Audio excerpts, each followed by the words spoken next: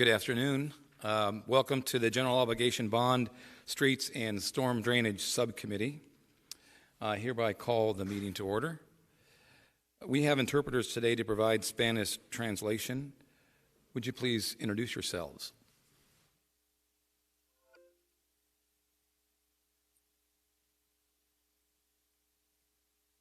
Mario Barajas. We will be servicing as interpreters in today's meeting. I will now introduce myself to our Spanish-speaking audience and review some guidelines. Buenas tardes, mi nombre es Elsie Duarte y junto con mi colega Mario Barajas estaremos sirviéndoles como intérpretes en la reunión de hoy. Al momento de hacer un comentario público, de favor le pedimos que hable despacio, con claridad y deténgase después de cada pocas oraciones para poder interpretarle de la manera más completa posible. Gracias. Thank you, Mr. Chairman. Thank you very much. There will be a public comment period during item 3 on today's agenda. It'll hopefully be interactive, which will be up to 30 minutes in length. Speakers will have up to 2 minutes to comment. However, prior to the start of the public comment period, I may specify a briefer duration based on the volume of speakers. If you're attending in person and would like to speak, you'll need to sign up to speak at the kiosk located at the entrance of the council chambers before item 3 begins. For virtual participants, registration to speak must be submitted 2 hours prior to the start of each meeting, and speakers will be called in the order received, beginning with virtual participants. Before we get into the heart of the agenda, there are three members that were not at the last meeting that I'd like them to introduce themselves, give us a little bit of your background, tell us about some of your interests in the committee, and then we'll start with Mr. Gupta, then go to Mr. Olson, and then Mr. Graham. Mr. Gupta. Yeah, hi, my name is Manish Gupta, and I'm a self-employed, been in the city of Phoenix for almost 20 years, and it's my pleasure to serve on the committee. If any questions, I'm more than happy to answer. Thank you, Mr. Gupta. Mr. Olson. Yes, I'm Kevin Olson with my current law firm is Lewis Roca. I've been a resident of the Valley since 1971. Currently live in Tempe, but the office for Lewis and Roca is here in 201 East Washington, and so I have a great interest. I've been a member with David on a number of transportation efforts over the years, and am a member of GPL, which asked a number of us to volunteer for this committee. Great, thank you. Mr. Graham. Yes, thank you. Can you guys hear me? I apologize for being remote once again, and deeply apologize for missing the first meeting. Unfortunately, had some long-standing conflicts for both of them, but I, with the real estate developer Sunbelt Holdings, based in Scottsdale, but obviously moved to have been for 10 plus years, and so very interested in certainly in that part of town, but in the city as a whole. Certainly honored to be a part of the work that you all are doing on this committee, the committee as a whole and the subcommittee. I look forward to meeting you all in person who I have not met. As a side note, I also formerly was a real estate attorney with Lewis and Roca for a few years before my current role. So look forward to meeting you all and working further on this. Thank you. Thank you, Mr. Graham. We're grateful for everyone's participation on this committee. We have a lot of work ahead of us. But let's just go ahead and get started with the first agenda item, which is approval of the minutes of the last meeting. Have you all had a chance to review the minutes of the last meeting? Is there a motion to approve the minutes of the last meeting? Is there a second? Second. Any discussion? All those in favor signify by saying aye. Do we need to take a roll call vote? I'm sorry. Do we need to take a roll call vote or just voice vote is good? Okay. You have a motion and a second, and there's no further discussion. All those in favor say aye. Aye. All those opposed? Aye. That teaches me I got to wait for the delay. The motion carries unanimously. Moving on to the next item, I would just like to give the committee sort of an opportunity to understand how I operate. if you raise your hand, I write folks' names down diligently, and I will get to you in the order that folks raise their hands. So understand that I will acknowledge you as we move through the process. If there's a sort of a monopolization of the time, I'll use some of the chair's discretion to maybe bounce around to different members of the committee, just to try to make sure we get some additional input. Second thing has to do with really what our mission is here from this point forward. We don't have a lot of time. We only have 2 more meetings to get substantive issues cleared. Just looking at the plan overall, you're looking at a 23% reduction at minimum to get to the $500 million. That's across, I think, 7 or 8 other committees, right? So we are going to be challenged with not only looking at our specific items, but also how those will balance with the other subcommittees. We will be faced with those decisions. And one of the things, and staff will go over this later, and we've had some conversation internally, is how we deal with the prioritization process. You're going to get some of that today, and how we move forward with that prioritization process. We have some ideas that we'll lay on the table that might be helpful, but we'll get to that and we'll cross that bridge when it comes. So our next agenda item, is there anything I missed, staff, that you wanted to share additionally in that introduction that was a highlight that's necessary? Okay, we good? All right. Our next agenda item in public comment regarding capital needs and discussion of the subcommittee's process and prioritizing those capital needs. I'll turn this over to the staff.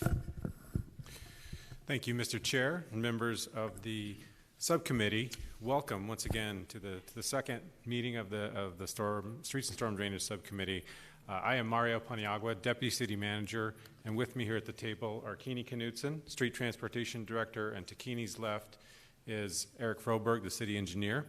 Also with me at the table to my right is Adam Miller, Team Leader assigned to Budget and Research Department for the GEO Bond Program, and Micah Ray Alexander, Assistant City Attorney. So in today's presentation, we will be covering first a review of what the Council and the GEO Bond Executive Committee have charged the subcommittees with accomplishing. You did touch on that, Mr. Chair. Appreciate that. We'll also discuss some potential options for the subcommittee to consider as you work to prioritize and develop a recommendation to the Executive Committee. We'll do a quick review of the updates of the proposed programs following up on the discussion from the last meeting. And we will provide information on how staff can help facilitate prioritization discussion, and then we'll make sure to cover any remaining questions and next steps moving forward. So as we enter the next phase of this discussion, it's important to cover a reminder of what the subcommittee has been asked to do. And as the chair explained earlier, the total prioritized needs of the GEO Bond that was submitted to the GEO Bond Executive Committee and the subcommittees are at nearly $647 million. The GEO Bond Program is going to move forward a total of $500 million in projects to voters. And the charge that was given to the subcommittees is to prioritize those projects and programs and move forward a prioritized ranking to the Executive Committee. This enables the Executive Committee to make that final recommendation to the City Council on which projects and programs would be contained within the $500 million. It's important to clarify that your charge to prioritize does not necessarily mean that you also need to take the step of recommending a reduced amount of projects to the Executive Committee. However, it's important to note that the Executive Committee, as Chair Martin explained, will only be moving forward that $500 million. That's about 77.3% of what's been submitted to you in the prioritized projects. So this subcommittee may also wish to submit a reduced amount of projects to the Executive Committee that is near or at that percentage, but it is optional. And so I just want to make that clear. It's up to the subcommittee. Not all GO bond subcommittees may elect to submit a reduced amount of projects. Either way, the executive committee will make the decision of which projects to recommend to the council, but they may find a recommendation from the subcommittee as to what level, what amount, to be helpful as they deliberate. So it's important for me to explain that because different subcommittees may take different approaches on this. The subcommittee may move forward all of the projects that are submitted to them just with the ranked order, but they may also decide to make that recommendation on a reduced amount. So we'll be covering a little bit more about that in the upcoming slides, but I just wanted to make that clear from the get-go. So far, are there any questions that I can answer for you on that part? That's what I was going to say, Mario. As we go through these items, in between, I'll ask anyone if they have any questions. So we'll just stop for a second, then ask if there are any questions. Are there any questions for Mario? Nope. Okay, proceed. Thank you. Great, thank you. All right, Keeney will be covering the next set of slides. And sorry, I wasn't keeping up on my clicking there. Yeah. I also want to make it clear to the committee, this is interactive. We talked about it earlier. If you have questions as staff is presenting, feel free to raise your hand and we'll acknowledge you and we'll get right on to the questions. So it's intended to be interactive, and that's true for the public comment period too. Thank you, Mario. Mr. Chair, members of the subcommittee, and thank you for that kind of discussion about the iterative process, because I think interactive and iterative is what we're looking for, and that's kind of how we put this presentation a little bit together to have that dialogue and feedback from the subcommittee. So as we get into kind of some potential options about prioritization, and if you're looking at reduction options for the streets and storm drain sub-program, first wanted to kind of highlight, we've got 7 programs that we talked about at our last meeting and introduced that are part of this: the equity-based mobility transportation improvements, the pavement maintenance, storm drain replacement, neighborhood traffic mitigation, Vision Zero implementation, and 2 drainage programs, the Hohokam drainage program and the Levine drainage program. So those are the 7 that we have on the table that Mario mentioned as part of the street and storm drain program. So if we start looking at possible considerations, what the subcommittee might consider as they're looking to be able to prioritize those 7 sub-programs, or how they look at those 7 sub-programs. One things it kind of came clear when we were talking at the last meeting, but even as we've been chatting this in from a staff perspective, is looking at the health and safety impacts of each of these programs. That might be a consideration. What are the health and safety impacts to our community? Obviously, the opportunity to be able to look at the limited amount of bond funds and if what we can do to leverage those funds to seek other funds, whether it be regional or state or federal. And then there's obviously the concern about whether you look at new assets or maintaining existing assets. So what investments we make with the bond funds and being able to make sure we extend the life of existing assets that we have out within the community. And then with some of the ones that we've had programs here is preventing future property damage. So some of the things, programs in here could help prevent damage from natural disasters and storm and weather events. A big concern, obviously, around the community and around the country right now is making sure we're advancing equity. That is a concern of as we look at the different programs and how they look at that aspect. And then there's the element of promoting economic development. How much do these potentially have an impact on our economic development engine within the city and being able to attract more businesses or retain businesses here? And then there's investments we can make today that might be more wise to make them today than at a later date, because we might have a greater risk of future costs that are rising out there, or maybe even a future rising cost just to be able to do the same work just because of existing assets that may not be maintained using these bond program funds. So these are just some of the possible considerations. There might be others that the subcommittee members have as they're looking at potential prioritization decisions. Then as we look at, I'm going to walk through the next couple of slides, just some potential options and kind of a logic train a little bit that we were putting together is maybe to help guide or help out the subcommittee in making this decision. So when you look at those 7, you might want to put them in a priority order. What's our first priority as a subcommittee, our second, and going all the way down to 7. Not to saying that this one that would be priority 7 is not valuable or not important, but in a relative scheme, that may be the work in charge of the subcommittee is to be able to make those determinations, which are more important and which would have a greater impact based on some of those criteria that we talked about in the previous slide or other criteria. Then once you've established that prioritization, there is that aspect of the funding that is tied here. We have the $160 million that is right currently within this street and storm drain program.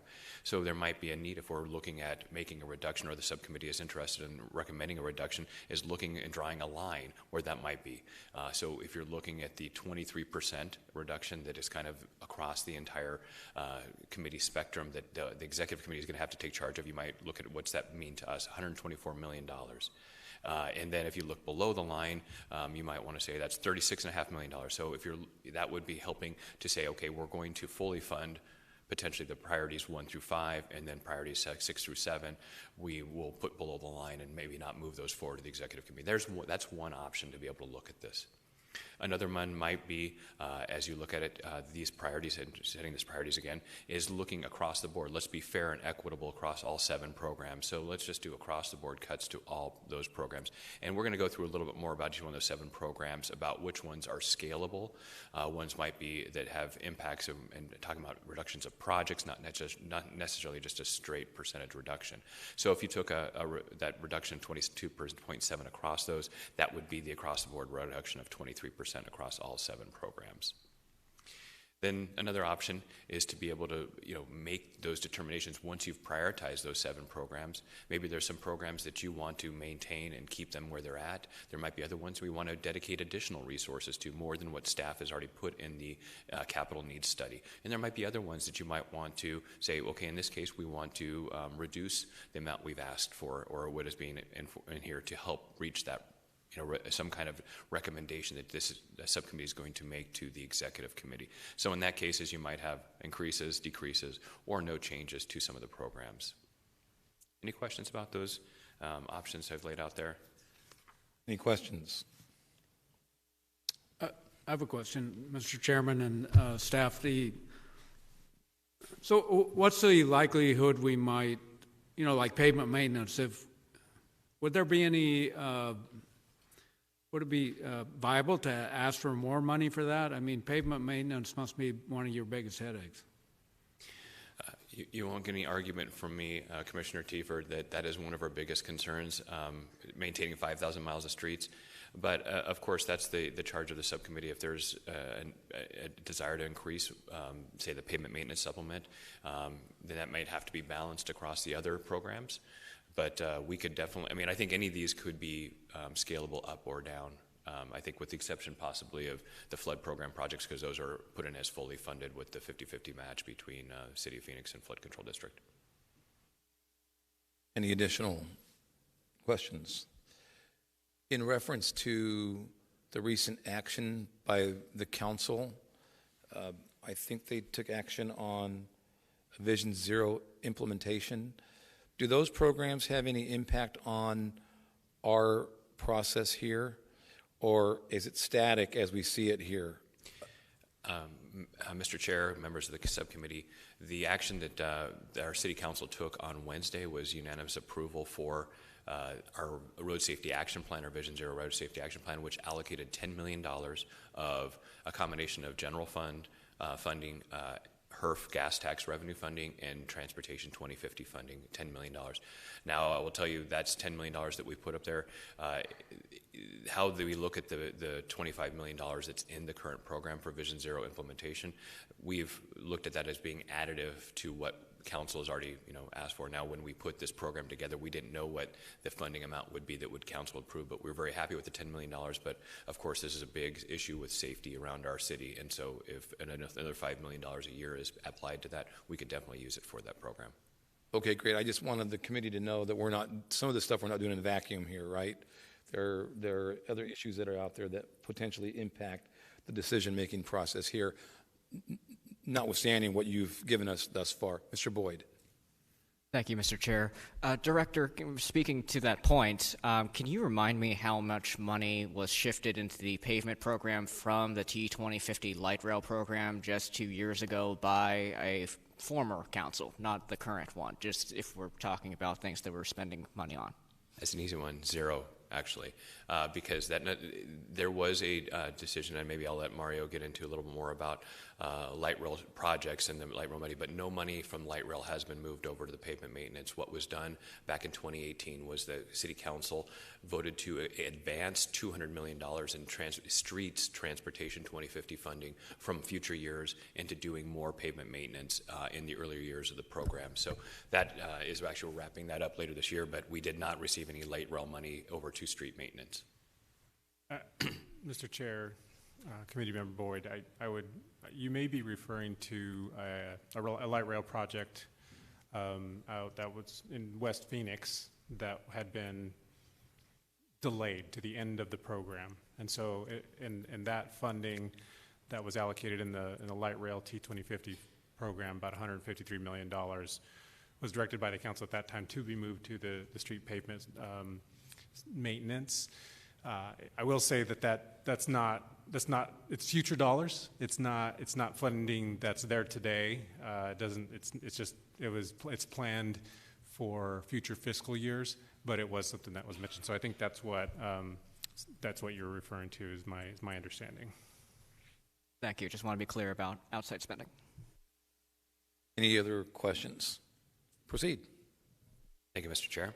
So now looking just a quick review of the 7 programs that we highlighted in more detail last meeting. The first one being the Equity-Based Transportation and Mobility Program. Again, that was a $20 million within the current program as it's outlined, and you can see what it'd be used for. But if you're looking for decisions on increases, decreases, mainly the same, this is completely scalable. Whatever funding would be applied from the GeoBond funding would be able to leverage our existing Transportation 2050 mobility improvements funding. And we do have an existing shortfall in our needs on the mobility side versus the revenue in the Transportation 2050 program. So this could, per the subcommittee's discretion, could stay the same, go up, go down, depending on the purview of the committee. Next is the pavement maintenance supplement, and to go to subcommittee member Tieford's question is the accelerated pavement maintenance program. This could add in different quarter sections and about a $1 million per quarter section for residential streets. So just to put that in perspective, if the subcommittee were to look at increasing this or decreasing this, it would be a difference of about $5 million, and that would for across 5 different neighborhoods. So right now, with the $35 million, that would have fund approximately the repaving of 35 neighborhood or residential streets, quarter sections, and those are about 3.5 miles per quarter section. And then the storm drain replacement, one of the conversations we had at the last subcommittee meeting was the potential of this, because if there's a need to do an assessment at the front end of the storm drain replacement program, if this were to be funded, that was going to take some time, and it's not as costly to be able to do those studies and assessments, and we've estimated that out and put what that would be as a reduced amount potentially for the capital program. And what we've identified is actually a potential reduction of $28 million down to about $14.5 million based on the need to do that assessment up front, and that would give less time to be able to implement the program. But it's not that $14 million isn't needed, but it would be potential for a future bond program outside of the 5-year horizon of this bond program. Mr. Acuna. Microphone. Chairman, Kenny, in the spirit of setting priorities, are those pipe failures sudden and catastrophic? Mr. Chair, Subcommittee Member Acuna, and members of the subcommittee, they are definitely sudden. And depending on the severity, it is the impact. Sometimes they're lesser impact where they're only maybe affecting a lane of traffic. If they happen in the middle of the intersection, you're shutting down the entire intersection. And that can be impactful for days or potentially weeks, depending on how pervasive that sinkhole is underneath the pavement. Again, in the spirit of setting priorities, it seems to me if you've got a pipe failure on a major street, you're going to impact utilities. You're going to impact new overlays. That's correct. I mean, utilities, our own infrastructure, as I noted in the presentation last meeting, that we have a lot of infrastructure at those intersections that could be damaged or made, where we're going to have to rebuild it because of those sinkholes. And also, our partners over in public transit that, they have bus service. It happens at those intersections that is impacted by that as well. So we have traveling public, and you could, enumerate the delays for, people not being able to get to where they need to get to on time. That's borderline catastrophic. Thank you, Kenny. You're welcome. Anything to that point? Kenny? Thank you, Mr. Chair. Next one was neighborhood traffic mitigation, and similar to some of the other programs, this one it has $12 million, but it is obviously scalable as well. So this is a program that could be reduced, increased, stay the same. It would just impact how many different projects we could do from a neighborhood traffic mitigation perspective. And just a reminder that this is a program, it was a little bit different than the Vision Zero Williams and Neighborhood program, with the unanimous approval by Council on Wednesday of $10 million per year. We do have some dedicated funding to this program, but it is a large effort to be able to reduce the serious injuries and fatalities on our roadways. So this does supplement this $10 million in allocated city funding, and we would look to leverage federal grant funding opportunities. I would note in the council action on Wednesday too, or a separate council action, is that they voted to allow us to, or to approve us to move forward with submitting for a Safe Streets for All grant, which we're actually asking for $30 million of federal monies, and that $7.5 million of that $10 million, the first year's $10 million, is going to be allocated to our local match. So if we're able to get that funding through that grant program, we're going to turn $7.5 million into $37.5 million. And that has the opportunity, if whatever funds come in for the bond program, we could do the same thing as well. And I'm sorry, go ahead. No, I was just going to add, Mr. Chair, to your question earlier about what the council action, whether that impacts the need here. The need is so great on Vision Zero and road safety, with so many projects and many of those being high dollar costs. Even with that council action, even if we do receive the federal monies, these funds would still be a high need, a high priority need. So I just want to make that clear. Thank you, Mario. Mr. Gupta. I know the name Vision Zero does make sense itself, but can I understand a little more what specifically with the situation, what does the Vision Zero situation is?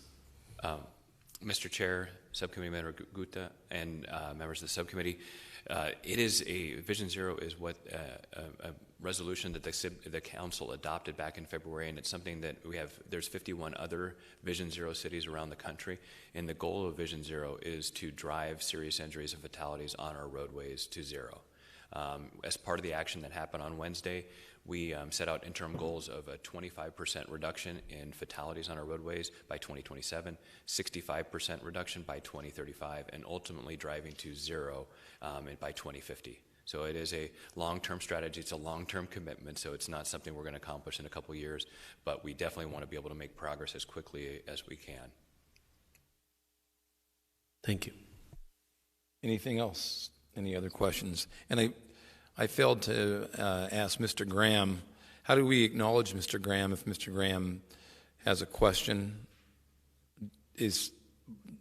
Can he raise his hand, or if... Yeah, if I chat to the panelists, is there any way you guys are able to see that? I do have a function to do so. I just don't have a raise hand function. Okay, will it pop up here if Mr. Graham has a question?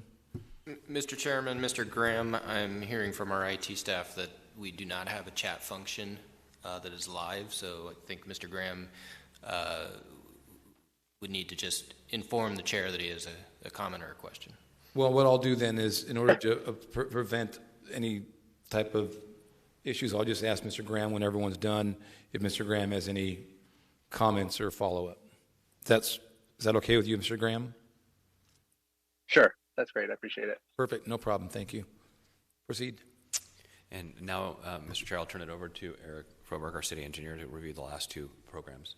Thank you, Kenny. Mr. Chair, members of the subcommittee, two things that I want to bring up before we get into the two storm drain and drainage programs is, Within the packet of information, there is a memo that was provided. That memo is a summary of a discussion that I had and questions that were provided, or that we had a dialogue that I had with Subcommittee Member Boyd that helped to clarify some of the terminology and questions.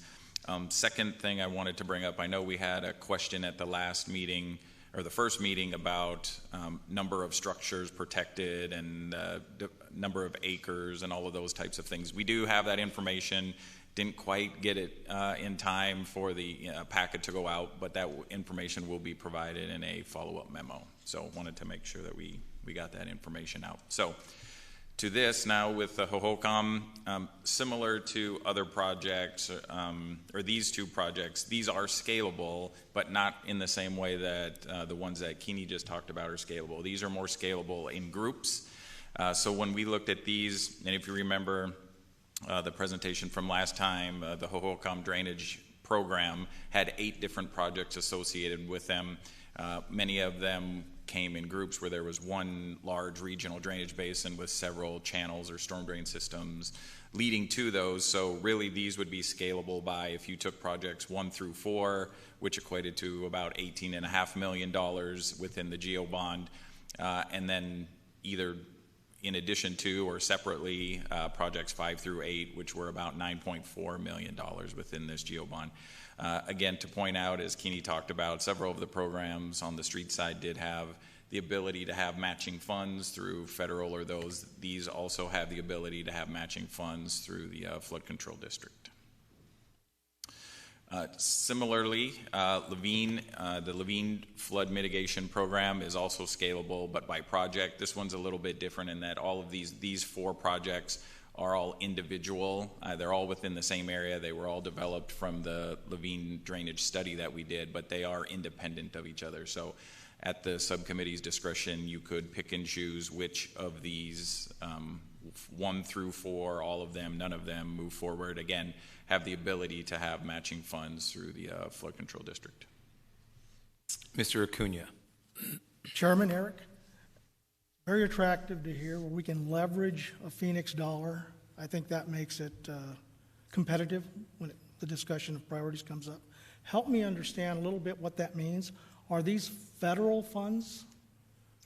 So, Mr. Chair, Mr. Subcommittee Acuna, members of the subcommittee, these are local funds that the flood control district, through secondary taxes on property taxes, right, the flood control district, not just from Phoenix, but from everyone within Maricopa County, contributes to this. And the flood control district has their own prioritization ranking system where we would submit projects and say, okay, here are the types of projects that we want to do. And when they meet the flood control district's criteria, then that generally it is the 50-50 matching is what they're looking for, and that's why we talked about kind of that 50% discount. I will say that, and I think there was a question before the meeting, there is some ability to negotiate that 50-50, but what the safe way, being an engineer and you know the belt and suspenders guy, 50-50 is really the baseline and it's the minimum.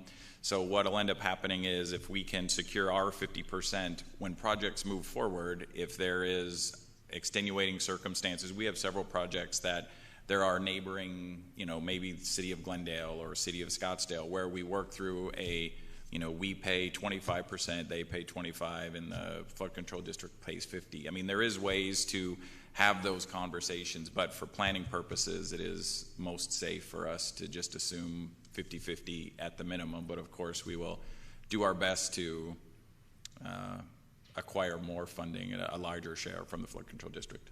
Excellent, Eric. Thank you. So when we look on our property tax bill, there's a little line that says secondary flood tax levy goes to Maricopa County, not the feds. Now, let me ask a question. Is there a number that Phoenix generates from that levy, that secondary tax? Mr. Chair, Subcommittee Acuna, and members of the subcommittee, it varies obviously from year to year, but I will say, and I can get you that exact number of what it is, but I will tell you that the number that the city of Phoenix provides to the flood control district is significant. We are the largest the residents of Phoenix are the largest contributor to the flood control district's Excellent. Thank you. pool of money. Excellent. Okay, Mr. Tieford? No, I'm sorry. Hang on, Mr. Tieford. Mr. Acuna, anything else to follow up on that? Excellent response. Thank you. Mr. Tieford. Thank you, Mr. Chairman and staff. So, yeah, I had raised a question, particularly in the Levine projects. A lot of them seem to benefit or potentially benefit properties outside the city of Phoenix limits. So I was suggesting maybe the flood control district should, contribute more. Is there, and I understand your explanation that you're starting out at 50%. Is there a precedent for where the flood control district has taken a larger share? Where's it been done before, and what kind of numbers were you getting? Mr. Chair, members of the subcommittee, all projects, from my understanding, all projects are negotiable. I have heard of projects where the district has funded 100% of the project, and then there are also projects where they would fund less than the 50%. It very much varies from project to project. They like to stay at around that 50-50 mark, but it isn't a hard and fast rule. It's very much negotiable. And as we move forward with these projects, that is definitely something, right, where you look at, does it benefit area outside? And that's how we come to these multi-jurisdictional IGAs where, we have one with us in Scottsdale in the flood control district. We look at who's actually benefiting from it. Now, we're bringing these forward because the infrastructure itself would be installed within city right-of-way and would be maintained by the city of Phoenix. So whether it benefits areas outside of Phoenix, we still own it and operate it. So that's why we are bringing it forward. Yes, sir, Mr. Gupta. I see the amount, if you can bring the slide back, there is a big difference in, I'm sure, it's the depth of work needed per project. Does it also depend on how many people or how many residents are affected in that area to prioritize it instead of just doing all or none? So, Mr. Chair, members of the subcommittee, so that is part of that information that we were asked last time of, what is the benefiting area, what are the number of structures protected by each of these projects. Like I mentioned, we didn't quite get that information in time to get it into this presentation, but that will be provided as more information for the subcommittee to consider as they prioritize these projects. Thank you. Any other from the committee present? Proceed. Question on the Hohokam, Mr. Chairman and staff. So you had the projects 1 to 4. I understand that these have to be built serially. So those would be one bundle that could stand alone, and then the projects 5 to 8 could stand alone also. Is that correct? That is correct. Okay, thank you. Any additional questions from folks here? Mr. Graham, do you have any questions? I'm sorry, I did actually have a question with regard to the Vision Zero potential leverage option, but if there's a better opportunity at the end of this is perfect timing. Section of the presentation, I'm happy to go back. Okay.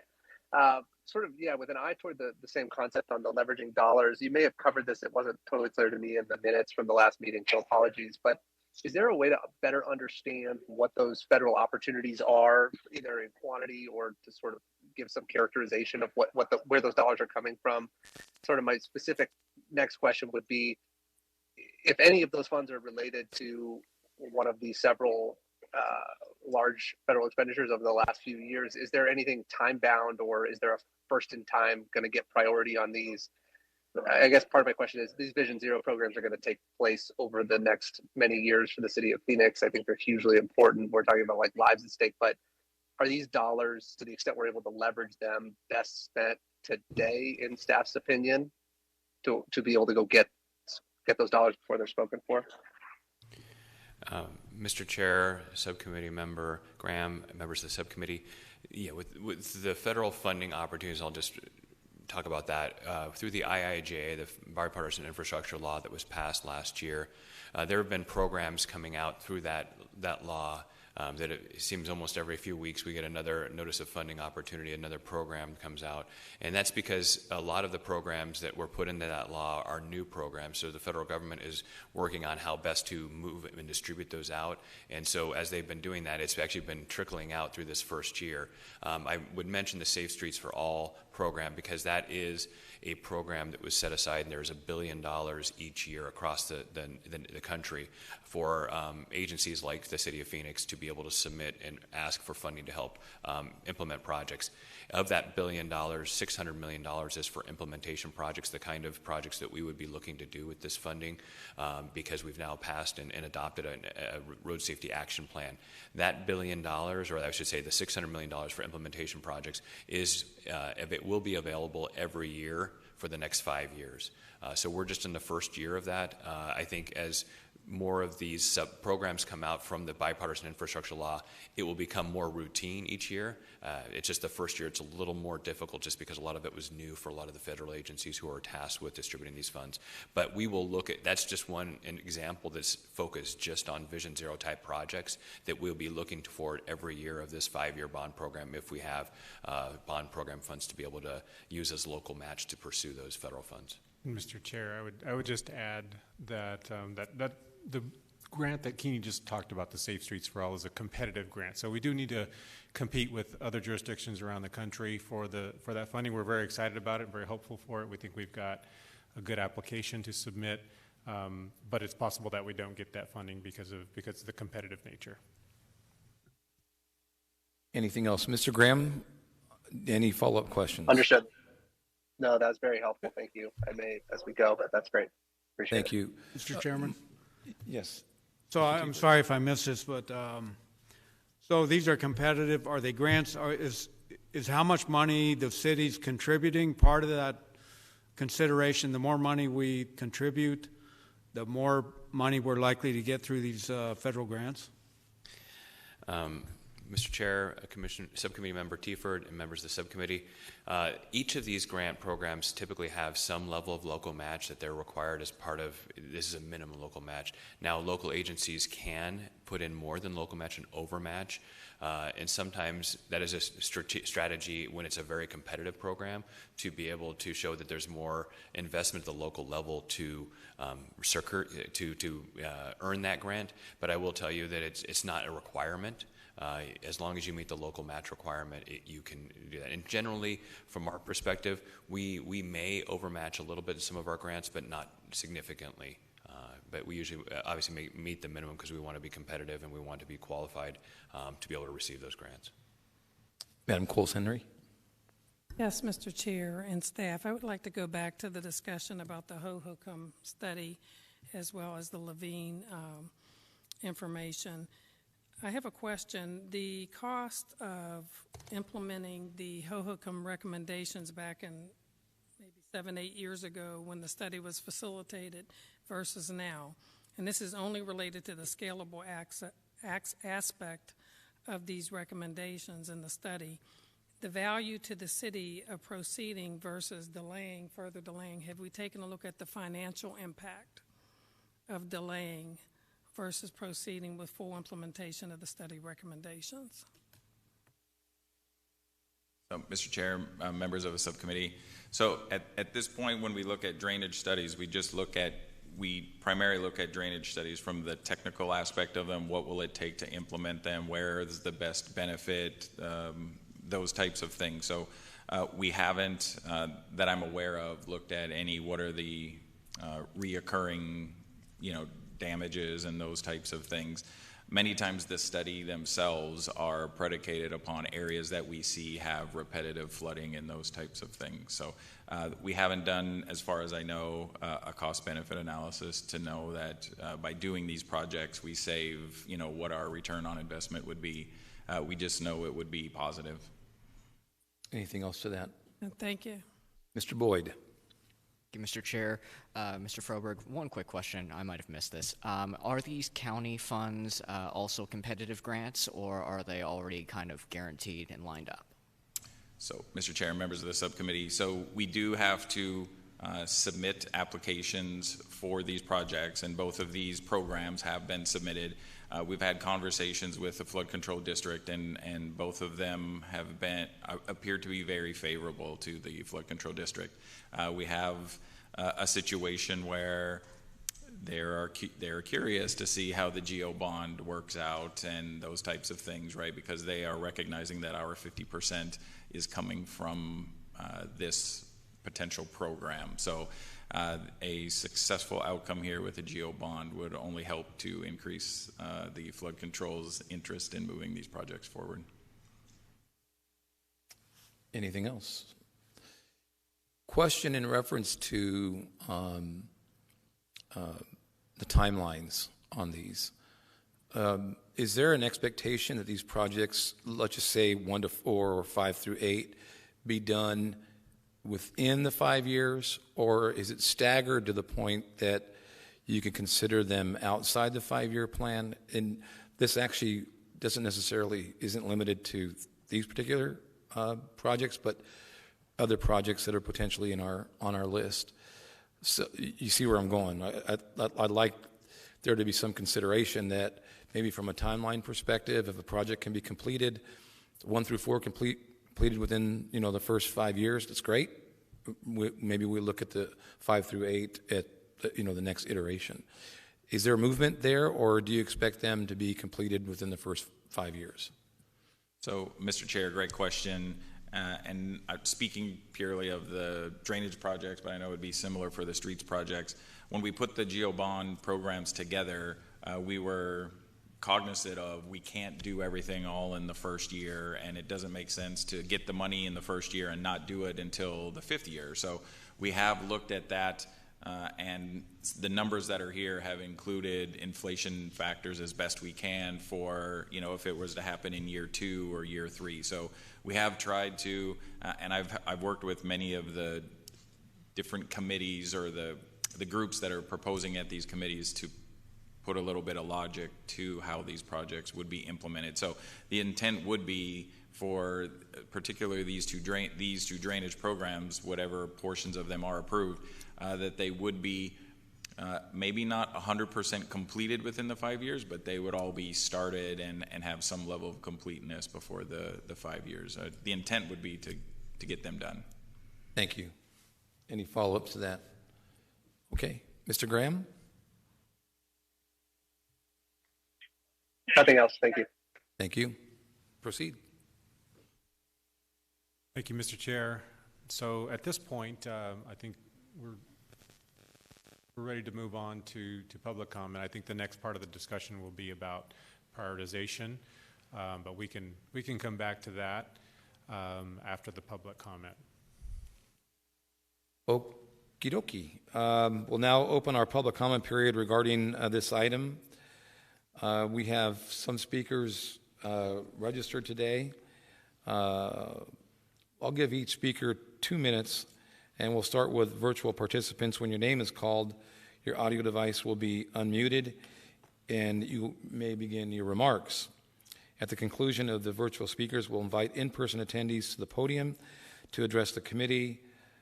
I'll now ask the city attorney to explain the rule of public comment on the GO-BOND committee meetings. Thank you, Chair. Members of the public may speak to comment on the general obligation bond program. The city code requires speakers to present their comments in a respectful and courteous manner. Profane language, threats, or personal attacks on members of the public, council members, committee members, or staff are not allowed. A person who violates these rules will lose the opportunity to continue to speak. The committee and staff cannot discuss or comment on matters related to pending claims or litigation. Now ask the staff to call the speakers. Our first speaker is Dan Penton, followed by Opal Wagner. Dan, are you on the line? Yes, I am. Good afternoon, Chairman and subcommittee members. I just wanted to speak this afternoon in response to the T2050 funding and the Levine drainage improvements. Levine has very large area of aging infrastructure, deteriorating, sidewalks and curbs are buckling. Multi-use trails are in poor repair, even if it's on private property.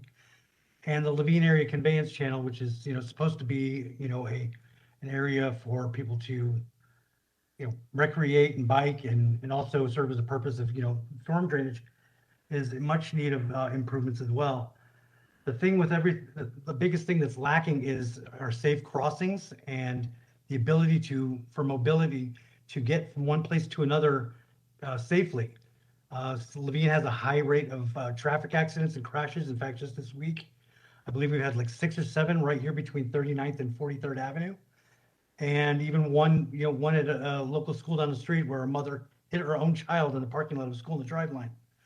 So there's I'm curious to know how these, 2050 projects will be determined and what, and how what level of priority. But I'd also like to see, some attention, done to improve that, increase rapid, bus transit, rapid transit, anything like that, to make people feel safer and to kind of like reduce traffic altogether, through lane conversions into bike lanes, even, continuous sidewalks, all of these kind of things that would be, kind of like serve as a traffic calming measure for vehicles to make the pedestrian and other multimodal users more safe. I know I don't feel safe, riding in the street, like where I'm supposed to be. So, it'd be nice to see that. I appreciate your time and thank you very much.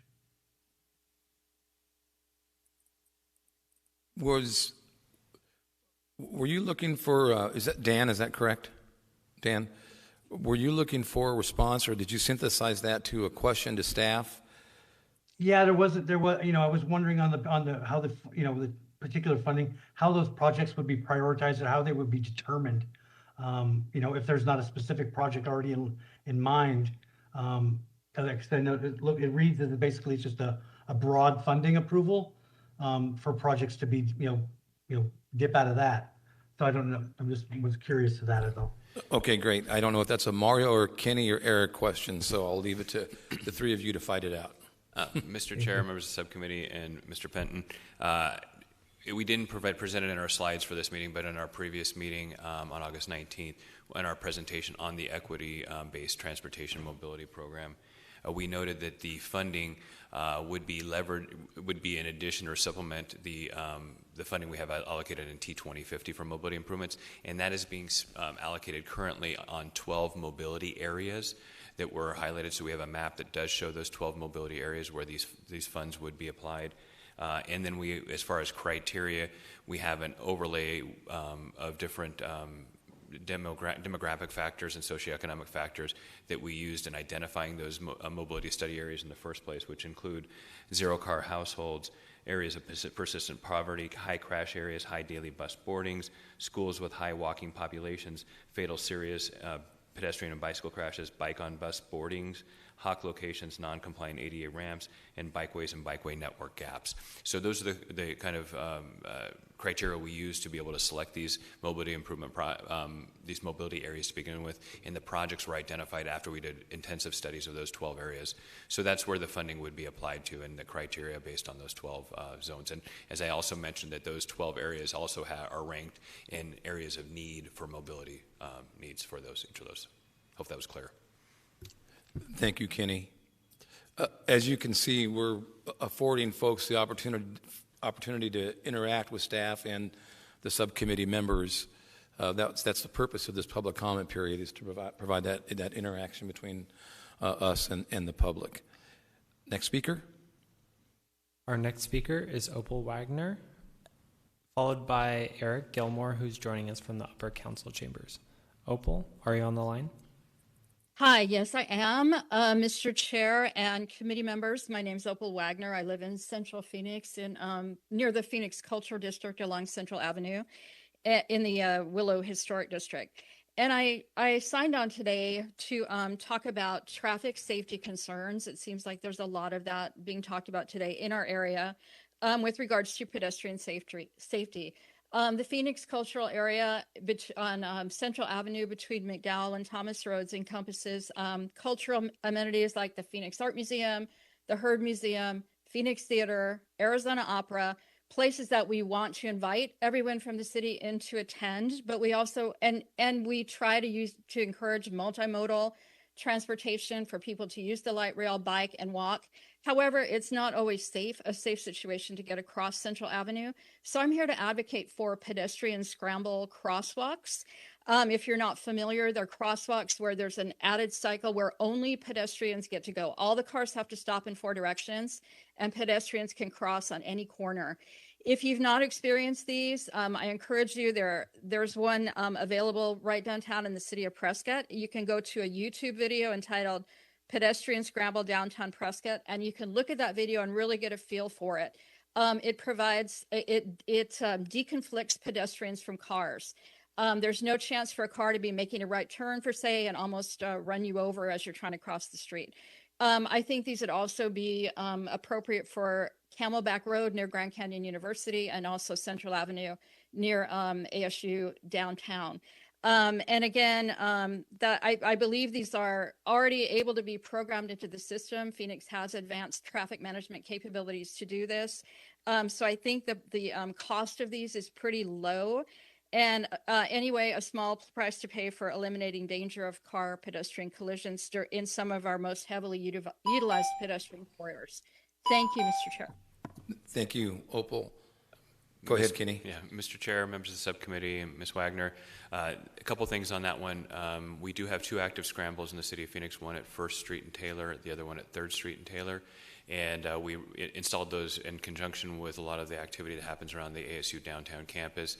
I know we have a couple other locations we're looking at installing those once we have cleared out the downtown area from the light rail construction, because we know with the major events we have in the downtown area and a lot of the activity down here, that having those scrambles where essentially you can cross any direction within the intersection in protection without having to worry about traffic out there. When it comes to the bond program project, Vision Zero implementation, the funding allocated, if it was that made it into the bond program, or the funding we use for a road safety action plan.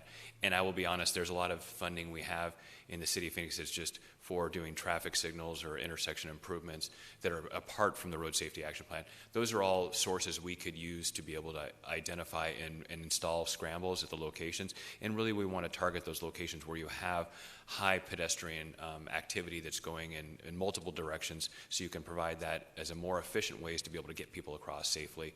And so it is very location specific, but it doesn't necessarily need to be as part of the bond program, but it will potentially come out of bond program projects like Vision Zero implementation if that's left into the bond program. Hope that answered that.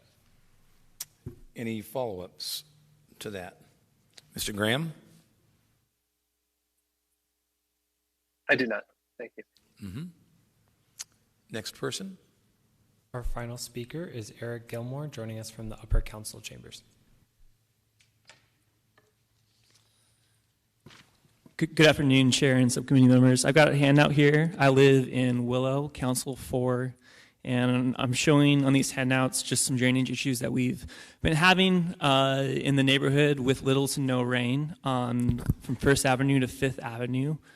We had Roxanne Tapia with the City of Phoenix come out in 2017 and 2018, and her team identified that the 2 issues are either no drains or drains that were built in the 1940s by the WPA that are not substantial enough to handle the amount of rain that falls. Also, the parking garages development along Central in that area is causing the rain to build up and basically come up to the home front door of some residents, and they can't even exit their homes. So there's about 300 homes impacted in this area, and we are requesting to either have this zone be looped into where you guys are currently looking at drainage issues, or please add it to your consideration for the safety of our residents. Thank you very much. Stay there just in case folks have a question for you, okay? Quick question, I guess this is probably for Kenny. Is there any process currently being considered to remediate this problem here? So, Mr. Chair, members of the subcommittee, Mr. Gilmore. What I would note is that within the street and storm drain program that was provided, we had the identified and prioritized needs that made up the $160 million. Then we also had future identified capital unfunded needs that were a part above that. Within that program, there was a local drainage solutions program. So that's currently not being considered as part of those 7 programs because it was a part in addition to that. So those are the types of projects that Mr. Gilmore was talking about are ones that potentially could be funded through a local drainage solutions program, but that's not currently, was not included in the prioritized needs for the street storm drain subcommittee. Mr. Acuna? Mr. Chairman, Kenny, as I understand that, that's for projects that kind of fall between the lines, kind of not big flood control projects, not federal dams. They're projects where you can respond to citizens, much like the one that's turned this in. So what is the average time to get a project put on the list and identified? And out of curiosity, how many of those projects do you have? I would imagine quite a few.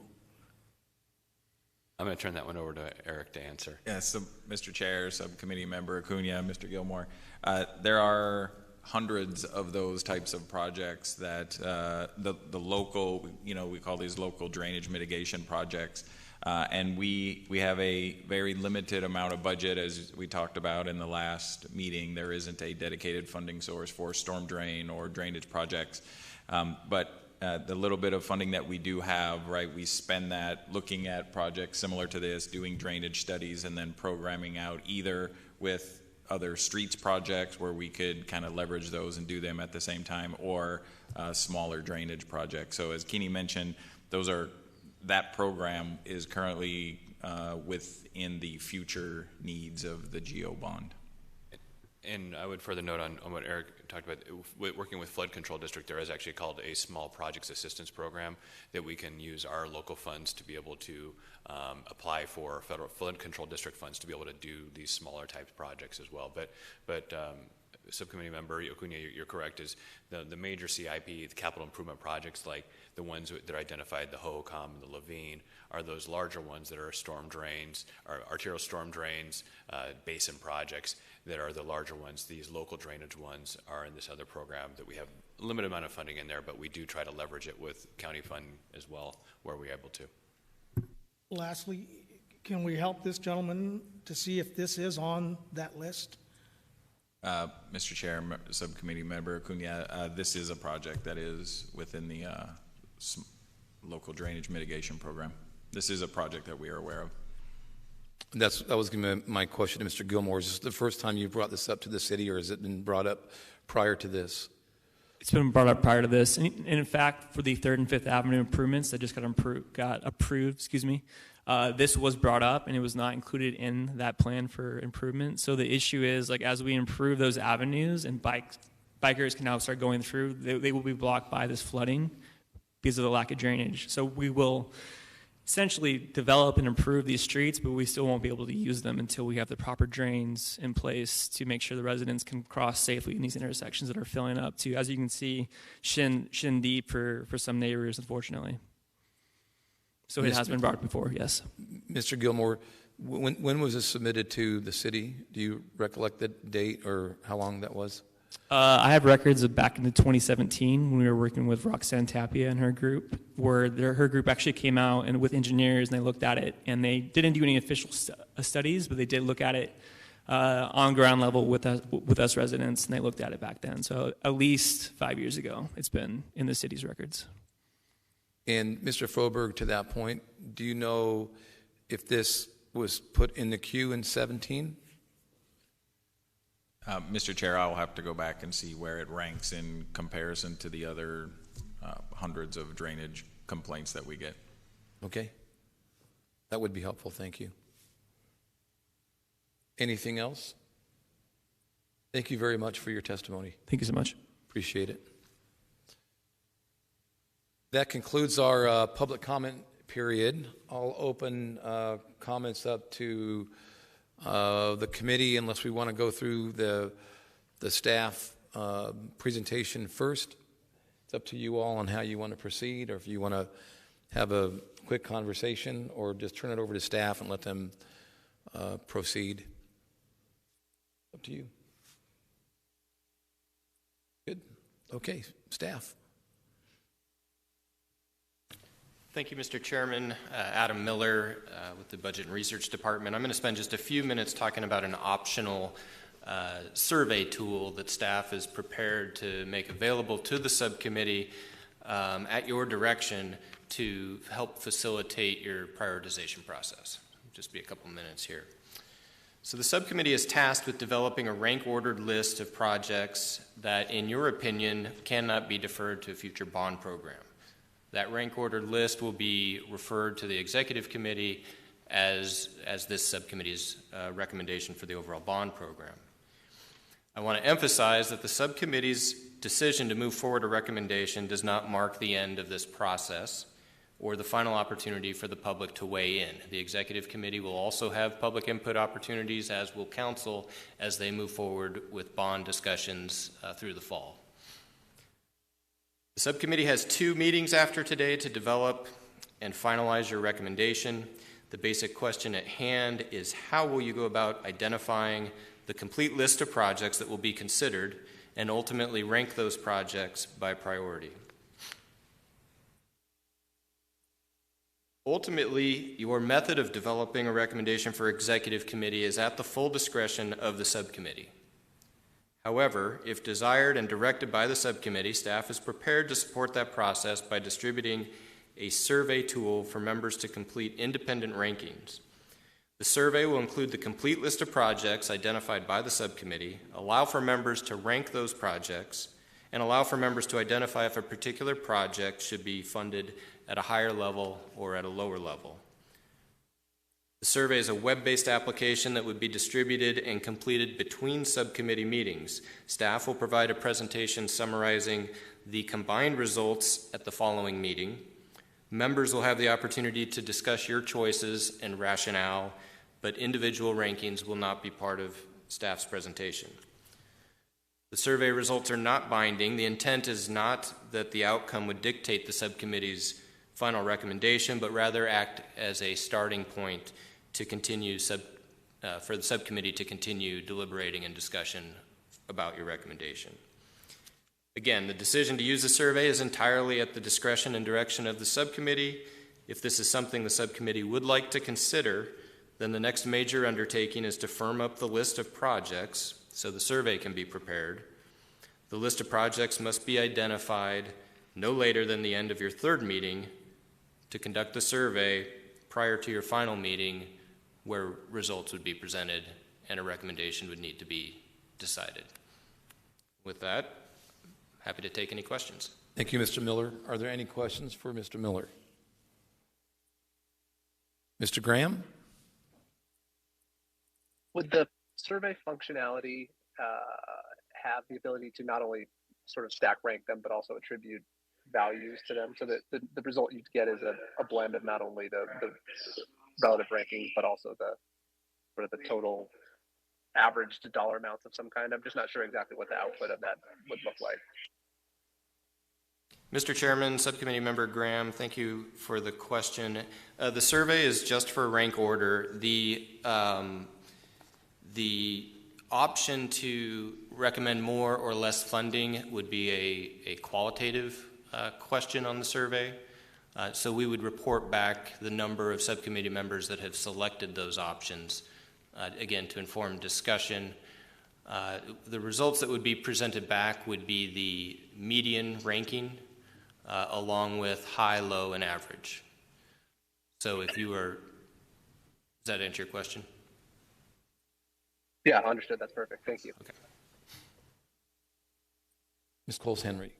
Yes, Mr. Chair and staff, is this survey, is this a best practices survey tool that's been proven and used in other bond ranking processes? Mr. Chairman, Subcommittee Member Coles-Henry, great question, and I don't know the answer to your question. We have made this as an option available to the subcommittee. Again, it's just at your discretion. There are certainly many, many other ways to go about group ranking, but this is one option that we can make available. Thank you. Anything else to this? Well, I mean, my preferred method would be to have the conversation in public and to be very direct and defend your positions on why you think the rankings are whatever they may be, right? And this is just me speaking as the chair. You all can just weigh in as you feel it's appropriate, but having that conversation here, I think from the council's perspective, from the public's perspective, from the staff's perspective, gets a pretty good feeling of where the committee will ultimately land. I don't mind using it as a tool, obviously, but really we need to roll our sleeves up here and have an interactive conversation here at this committee level, which leads me to the next question, which is what's our time allotment on these committee meetings? Do we limit them to 2 hours, hour and a half? Do we need to extend them? What's going to be the process there? Staff is here as long as we need to be here to support all of you. So it's really up to you how long you want to go. On my calendar, I've allotted 2 hours, but I can go beyond that. But it's really up to you how long you'd like to proceed for each meeting. Okay, this is where we get feedback from you all on how you would like to proceed. And I see Mr. Acuna. Anybody else? Mr. Boyd next. Mr. Chairman, staff, I like the transparency part. I think we're here to represent the taxpaying public. Ultimately, this will be put to a vote. I think all of us bring a special perspective that I think will benefit the staff, but I support your decision to roll up your sleeves. Anything else? Ms. Coles-Henry? Mr. Boyd, I'm sorry. I apologize. Well, a very quick question, Mr. Chair. Do you want us to discuss, because I was ready to start discussing prioritization and kind of where I wanted to go, or do you want me to keep it just to this tool? Go for it. Okay. So, I'm fine with using the tool if we need to, but I think we need to just have this discussion. Just for the committee, no. I want to get to unanimous off of this committee. I want to get to the point that we're all on the same page. I apologize if I can be a little bit prickly at times. I'm just very passionate about some of the things that we've heard and some of the things I've seen through street safety and other things like that. So part of that is I think that I'm very open to hearing all sorts of other arguments. My main two kind of priorities right now are Vision Zero and the T2050 mobility parts. I think those are very necessary because we're talking about saving lives. The health and safety aspect of that is key to me, and trying to make sure that these projects really are things that are necessities. I've heard time and time again how we don't have the funds since the Great Recession, and how we've had to defer these massive things off to the point that they're it's heartbreaking that people are dying because we've deferred all these different projects. So very interested in things along those lines, and those are two of my very top priorities. Does that mean, I guess I'll leave it at that. Those are my top two. I'm willing to hear what other people are thinking about, and I think that we can do reductions to be good team players to the executive committee, because I will say that I don't want to just say, we think they're all great, even though I do think they're all great, and say, executive committee, you get to make the decision, because then I think they're not going to really listen to us as taking that time while the other committees have. So that's where I stand right now. Thank you. Ms. Coles-Henry? Thank you, Mr. Chair. And subcommittee members, I'm all for a blended approach.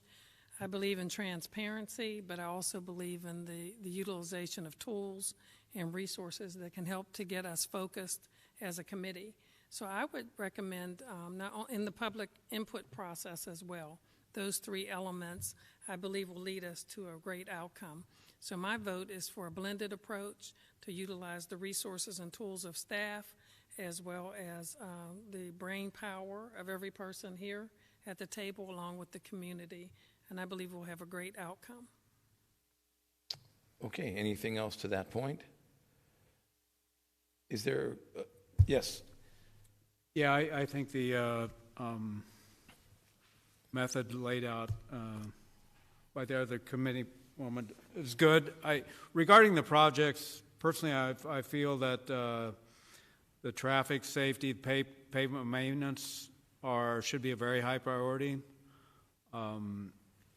Pavement maintenance is an ongoing challenge for the city and the residents. I do feel that the storm drain replacement project could be delayed because of the uncertainties around it. I certainly understand sometimes those failures can be catastrophic, but I think it's hard to devise a program about that. I feel the drainage projects, the Hohokam and the Levine, are valuable to rank high because of the amount of leveraging we get. We need to take advantage of the funding that the citizens of Phoenix have already contributed to the flood control district, and if this is a great opportunity to do that, and particularly the Levine program that's a rapidly developing area that needs to be addressed. So those are my thoughts, and however we want to go about with the ranking and prioritization, I'll go along with what the committee feels, but I think, yeah, I agree with the Vision Zero, the pavement maintenance. Those programs are extremely important. Thank you. So unless there isn't any significant pushback, I think to Ms. Cole Henry's recommendation of doing a blended approach is prudent. Do you all agree, or is there any discussion on that? And then we can have staff go ahead and begin the process of walking through how and what we do on the survey, and then we would just bring that information. The survey would not be binding by any stretch of the imagination, right? It's going to be an initial first blush of what it's going to be our sort of starting point of conversation. Do you all agree with that? Okay. Do you want to, Mr. Miller, do you want to provide some feedback on that, on how sort of structurally that would work? Certainly. Mr. Chairman, members of the subcommittee, we're going to pull up the presentation. I have a few more slides to help give you an idea of what it would look like. So again, this would be you're going to receive an electronic survey to your email. We would send that out early the week following whatever meeting you provide this direction, whether that's today or the meeting 2 weeks from today. You would expect to receive an email with the link on Monday or Tuesday following. The turnaround time to complete the survey is pretty short because we have to obviously tally results and prepare information for your following meeting. The following screenshots sort of give you an idea of what the survey looks like. We'll be collecting, and we're using Parks and Recreation just as an example, so please don't get concerned with that. But we'll be collecting your name, address, just so we can keep track of who's providing results, and from a data management standpoint, we're going to be asking you to do a rank order of the projects that you provide to us. So we will send those out ordered alphabetically. You will then have the ability, using the survey, to move those around. It's a click and drag, and put them in the order of your preference. In addition to the ranking, you will be provided questions that ask for each project those that you believe should be funded at a higher level. You would just simply check those projects. Those that you believe should be funded less, again, you would just check the box for any of those projects. And finally, any projects that you believe should not be funded as part of this bond program.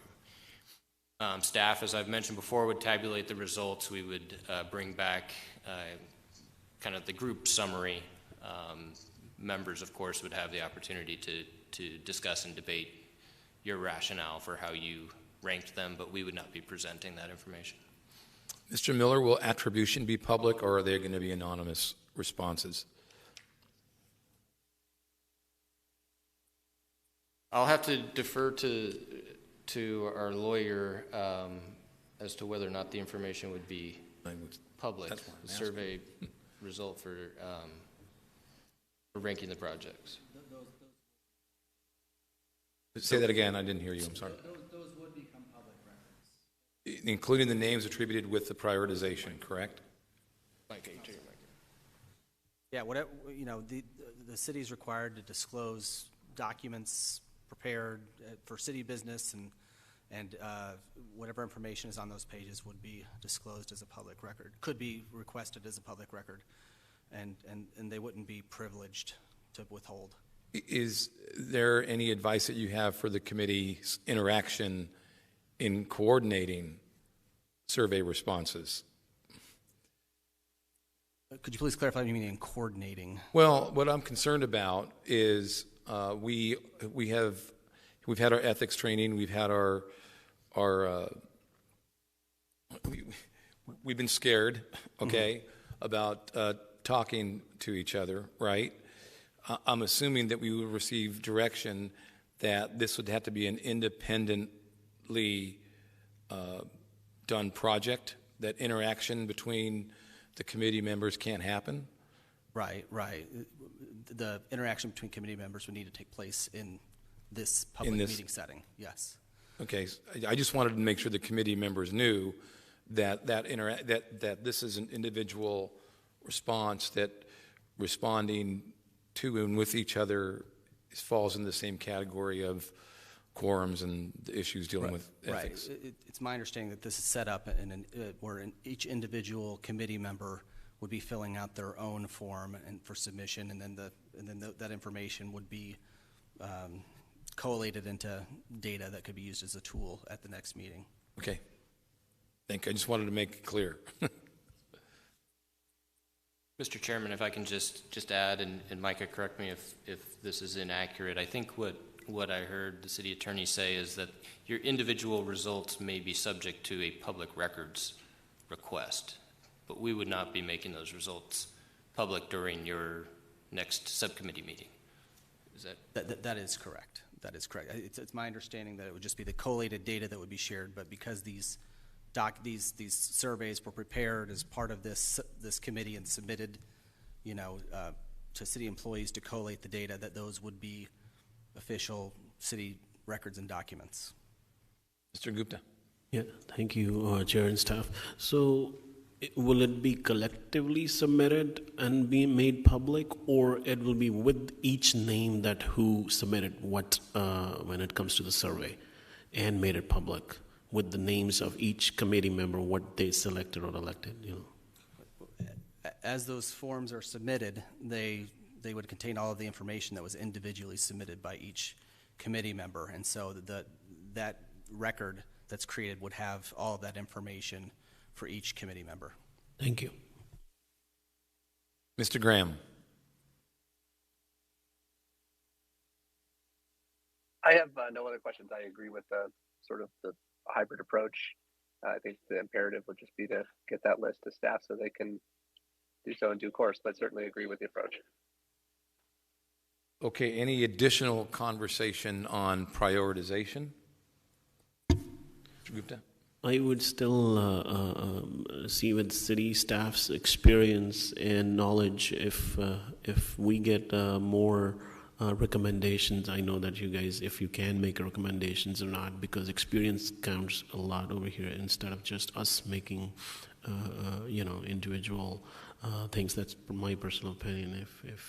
If we have more from the staff, and obviously after listening to the public and the committee, if you guys can make recommendation, I'll be more prone to that. Anybody else? Mr. Boyd? Thank you, Mr. Chair. Two things, just more on prioritization. I wanted to offer up a little bit of good faith in this, in that if we're talking about things down the line, as much as I love neighborhood traffic mitigation, and I think that's a great program, if that's something that we need to find some ways to save some money, I'm willing to sacrifice a little bit on that to get more revenue into the areas for Vision Zero for that immediate safety impact and T2050 for the mobility. Just to put it out there. Again, I'd rather not, but if it's something that we need to down the line, just want to have that out. And secondly, I will probably hear many things about that very comment from different advocates and bicycle and pedestrian people. So at the same time, down the line, I may be asking to try to, again, we've got some good memos on the cost of different things, but price out exactly how many miles we get through from T2050 and how many things we're going through to prove to voters what they're getting from their investment here. So those are just the two things I wanted to put in as we talked about prioritization. Hopefully that was an appropriate time. Okay. Is there any additional business we need to take care of, or are we going to leap off at the survey, begin our conversation? Does anyone want to add anything as far as... Go ahead, Mr. Tieford. Mr. Chairman and committee members, looking forward, so you will take the process, you will take our recommendations for which projects prioritized, and then, okay, across the board there needs to be a 23% reduction somewhere. We have one of the biggest programs. Do you anticipate that we will need to propose our program in a manner that it becomes more defensible? And if so, how can we do that? And maybe another way to look at it, should we be looking at the projects of the other subcommittees and not just be prepared to play defense, but potentially offense and say, look, we don't see the value in this or that project of such and such a subcommittee. How do you anticipate moving forward with this, and how can we best defend? I think we all agree these are going to be very valuable projects. How can we best move forward that in a way that we can defend our program? Well, clearly my intent on the executive committee would to bring forth this subcommittee's recommendation and explain the importance of that position to the executive committee. On the other hand, I will be serving on the executive committee also, right? So I will also be looking at the number of projects in the other subcommittee and making those assessments. But if you have a direction that you would like me to bring to the executive committee, I'm more than happy to take that position based on the subcommittee, and I will express whatever issues you have to the executive committee. Now, whether or not the votes are there for our position is a completely different conversation, but you can expect that your subcommittee chairman will advocate for our issues with the understanding that there will be, I don't expect that everything that we ask for will be given to us from the executive committee, and there may even be some augmentations from the executive committee that maybe we didn't look at, right? So to answer your question directly, I will represent this committee's position with grace and with the understanding that there's going to be competing priorities. Mr. Chair and subcommittee members, I'd just like to say I appreciate, Mr. Chair, your summary. For this very stated purpose, I went back to our charge, and our specific charge is the streets storm drainage, streets and storm drainage process. And so there was also 3 points that came up in our charge: to look at these high priority items, to look at the funding values, and determine those that cannot reasonably be deferred. And so when I saw that, then I figured that it would be your responsibility as a member of the executive team to represent our other interests and concerns with the other subcommittee work that would be underway. Okay. Is there any additional business we need to take care of, Mario, prior to adjourning and going into our next meeting? Yes, Mr. Chair. Thank you for asking that question. So at this point, what what Adam needs in order to move forward with that survey is clear direction, and I think we're hearing it from the subcommittee about moving forward with that survey, but he needs to know definitively with an action by the subcommittee which projects to include on the survey. And you could simply take the full list of prioritized projects that are before you that we've been talking about and say include all of those in the survey, but we just need that in an action form. I'm sorry, Mario, I was under the impression that it was going to be all of the projects that were going to be on the survey. Is that correct? Yeah, but we do need an action from the I get it. I understand what you're saying. So what Mario is saying, we need a motion and a second and approval to direct staff to move forward with the survey that would include the aggregate list of projects with a prioritization methodology within the survey. Is there a motion? So moved. Is there a second? Second by Mr. Gupta and Mr. Acuna, tied. Any discussion? Anything that we need to add to that, Mario or Mr. Miller? All those in favor say aye. Aye. Aye. Aye. Any opposed? Please, the ayes have it, do have it, so ordered. Anything else, Mario, that we need? No, sir. All right, is there a motion to adjourn? Is there a second? All those in favor say aye. Aye. All those opposed? Aye. Oh, sorry, Mr. Graham. We're adjourned. Thank you, everybody. Thank you all.